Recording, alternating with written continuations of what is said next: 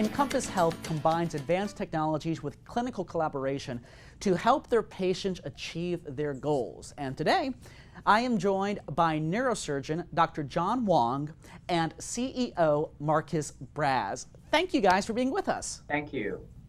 Well, thanks for having us, Marco. Dr. Wong, and just the very simple premise, what is aging gracefully?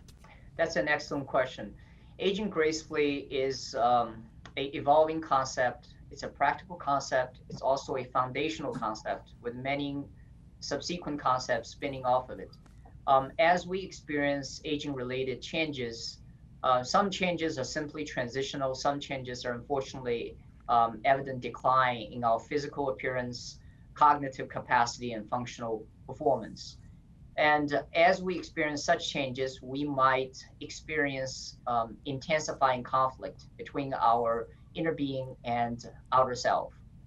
And as we experience such changes, we need to be educated and need to be instructed how to employ sensible physical, cognitive, philosophical, and spiritual strategies to embrace these changes and to continue to achieve harmony, tranquility, and inner peace.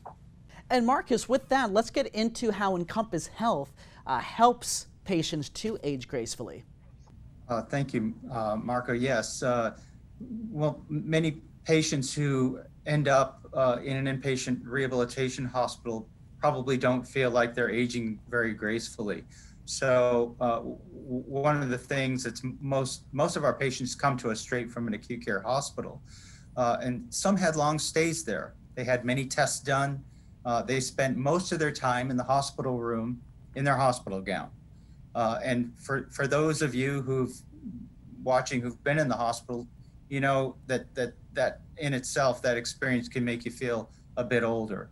The first thing that is important to assist someone age gracefully in our environment after a traumatic event or newly diagnosed condition is to help them regain their confidence and their self-motivation. The first step is to help them to know what to expect to decrease their anxiety. Then once they're with us, we have the opportunity to get to know them for about 14 days. We take the opportunity to build a relationship with them. We get them back into their regular clothing, work with them so that they can provide as much self-care as possible. Bathing and grooming is important for you to feel like yourself again. Working with them to dress themselves, and then of course, getting out of bed, propelling a wheelchair, or walking with an assistive device. Providing instruction and encouragement and support. After somebody has a debilitating injury or dealing with a newly diagnosed chronic disease or condition, it makes all of us feel a little older and a little bit more vulnerable to the physical effects of aging. We work to minimize that at Encompass Health. And one thing, I just want to follow up on part of that really quick, Marcus, and that is that sometimes I feel that psychologically, and this isn't me doing a diagnosis, but just in the general sense, that even getting help sometimes for something like this can make somebody feel old, even though it's good for them. How do you kind of counteract that mindset?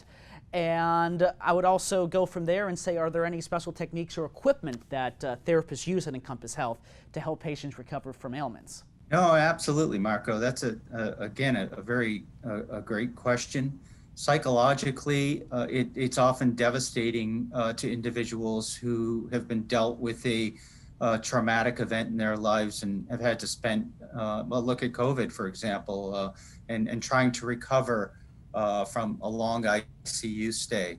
A big part of the recovery is understanding how to compensate for new functional deficits. We do have equipment. For example, a patient who's had a stroke often has peripheral vision deficits on their affected side. We have a piece of equipment often used by athletes to help them with their hand-eye coordination. And that helps patients know that they have that visual deficit, and it helps them know that they have to account for that and compensate for it. For example, like when walking through a doorway, for example. Another thing that people don't often realize is that therapists we're trained to help patients regain function the same way people gain function from childhood to adulthood. In other words, For a patient who cannot walk, we first work on them moving from a lying position to a quadruped position, to a kneeling position, to a standing position, to walking, just as they will have, just as we all developed from childhood to adulthood. This allows the therapist to gracefully help patients gain confidence as they gain their functional ability. We'll work on their proximal, their core strength, for example, for shoulder injury. Finally, the biggest technique that our therapists use is encouragement, putting the patients into a situation with the right equipment so that they can feel as confident and as independent as possible as they regain their functional capabilities. And going off from that, to you, Dr. Wong, in your expertise as a neurosurgeon, what strategies and options are available to promote aging gracefully? I know some of that may be a bit of an overlap with some of what Mark has said, but with your expertise, what do you think? Thank you. Yeah, as a brain and spine neurosurgeon, it is very evident that after a new diagnosis, after new injury, the potential conflict between how you feel and how you can perform can get severely intensified, and that creates the emotion of disappointment and betrayal, being betrayed. So we have to avoid any cookie cutter approach. Each individuals are complex human beings who have different wants, needs, and so we have to first basically get to know a patient, understanding what the patient's, where is the foundation or the issues that create the most conflicts. And then understanding that gives us the knowledge to proceed with devising strategies that can be appropriate. So in collaboration with advanced facility, such as Marcus' company, hospital Encompass, we also emphasize post-operative education, regenerative strategies, and then cognitive strategies and therapies and treatments that can help patients to continue to achieve harmony, tranquility, and inner peace as they experience transitional changes.